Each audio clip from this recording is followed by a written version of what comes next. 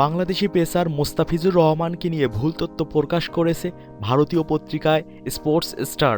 তাদের খবরের পরিপ্রেক্ষিতেই শ্রীলঙ্কায় থাকা এক সাংবাদিকের কাছে খবরটিকে ভুয়া নিউজ বলেছেন মোস্তাফিজুর রহমান।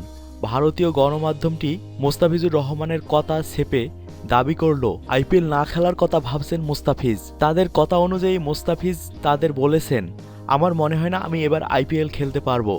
এখনও বিসিবির অনুমতির অপেক্ষায় আছি, আর খুব বেশি ম্যাচ এমনিতেও খেলতে পারবো না। গেলেও মে মাসের প্রথম সপ্তাহের মধ্যে ফিরে আসতে হবে।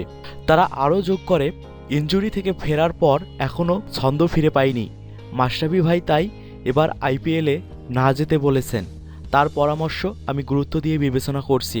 সামনে আমাদের লম্বা মৌসুম, আর ফিট থাকাটা তাই জরুরি। তবে মাত্র একদিন পরেই আজই সেই কথা বেমালুম অস্বীকার করেছেন মোস্তাফিজ।